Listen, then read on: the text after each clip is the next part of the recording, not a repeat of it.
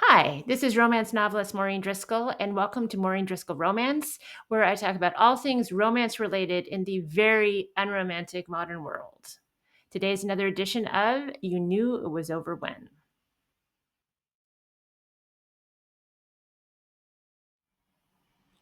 This edition of You Knew It Was Over When is about JLo and Ben Affleck.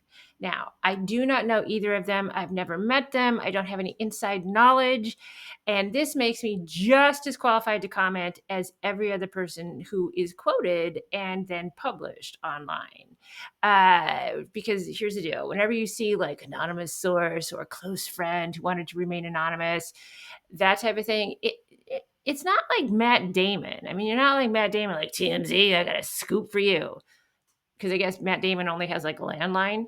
It's not that. And it's not even like JLo's Pilates trainer or whatever she uses to get into that magnificent shape she's in. Basically, anybody who could make a living off of those people is not talking. They're not tattling. People who actually see them the most up close, not saying anything. This is all just bullshit for the most part. Very similar to what I'm about to tell you today.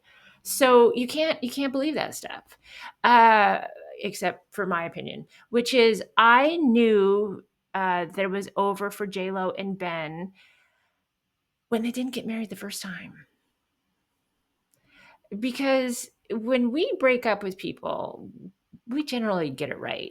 Like, years on, in this case, it was like 20 years later, you might look back with rose colored glasses and go, oh, we were just kids and we were not thinking straight or whatever, excuse you're coming up with. But generally, you get it right. And I know that in my own case, 20 years on, I'm a mess. I sleep with like these two huge pillows on either side of me so I like don't get out of position. And I have like, a mouse guard and like this sleep mask, and it has to be completely dark, and have like this like white noise machine that has to be tuned to this certain channel at a certain decibel level. I mean, it is no fun to share a bed with me. Okay. It is a lot of fun to share a bed with me, but then you have to go home. Like that when it comes to the sleep portion, I value my sleep too much. So, they might have a nicer version of that, but it's still 20 years on and they got kids. And even though I'm sure their kids are wonderful, they got kids and responsibilities and exes and like complicated lives. So, yeah, I'm sure that this didn't get easier. And if they couldn't make it the first time, I know why they didn't make it this time. And according to the anonymous sources, supposedly the reason that you see most often in these articles is that Ben couldn't deal with her celebrity and being such a huge, like surrounded by the media all the time. Um, and I would understand how that would be a very, very difficult life. But if that's true, did he not notice that before they got married? Because I think she has been a pretty huge star for a while now. And I also don't think she got to be a bigger star um, while dating him. I think she was a pretty big star on her own. So yes, it would be a pain in the butt, but I think this was not a surprise. That I think we could have predicted this one, that it would be really hard to be always on when you go outside, because sometimes you just want to go to Taco Bell at midnight to get like this huge order of food, and you don't want to be followed by paparazzi the whole time. Speaking of paparazzi, I did read that it looks like, and again, all of this could be changed by the time you see this, even if you see this like an hour from now. But according to the paparazzi, they went to the Polo Lounge in Beverly Hills, which is a fancy place. And they said that when they took the kids to the Polo Lounge, as one does, and inwardly and inside, because there were no reporters inside, but supposedly they were kissing and holding hands. But again, no pictures because no reporters.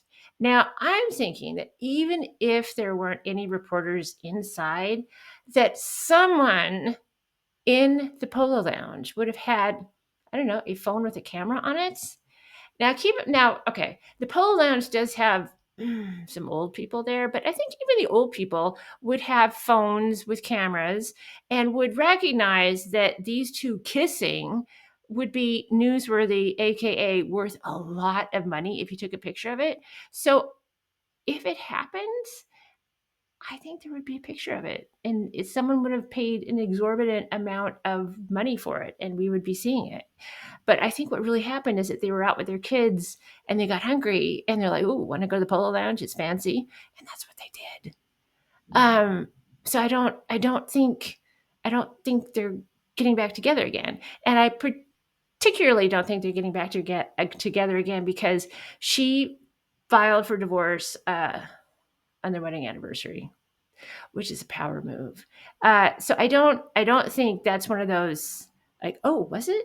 I think that might have been on purpose. So I think their chances of reconciliation are not high, and I also don't think it should be high. But I don't know. We'll find out if they get divorced this time, and also if they get divorced the next time. So it's up in the air. There's another celebrity couple making headlines right now. Well, maybe not headlines, but they're not like the top of the news, but they're making headlines somewhere. Cheryl Hines and RFK Jr. Now, I am exactly as unqualified to comment about them as I am about JLo and Ben Affleck, but it's not going to stop me. So, Cheryl Hines was seen in public without her wedding band after there were rumors linking her husband to having a personal relationship with a reporter. Again, we do not know if that is true or not. And we don't know if maybe she just forgot to put the ring on. We don't know the status of the relationship, but it could be in trouble. So if they are headed to divorce, I guess I would like to know why this didn't happen sooner. Because I think there were possibly reasons to, head to divorce court, file papers before this. I I mean, again, the personal relationship would not be fun, and I'm sorry if they're going through this, and that hurts, and my heart bleeds for Cheryl Hines, and probably the female reporter too. But yeah, it's. I mean, I can understand maybe transporting a dead animal, picking them up, putting it in the car, transporting it to a park, and dumping it once. But when you move a dead animal from one place to another a second time, it becomes a hobby. And I don't, I, that, I mean, for all we know, there was only one reporter, but we know there were at least two dead animals. So this one, this marriage might have lasted a little longer than it should have. So whatever happens, I wish her well, but yeah, it's. Thanks for watching. If you liked today's episode, please like and subscribe and share with your friends. And if you have any suggestions for future episodes, please let me know in the comments. Thanks for joining me, and I'll see you in the next video.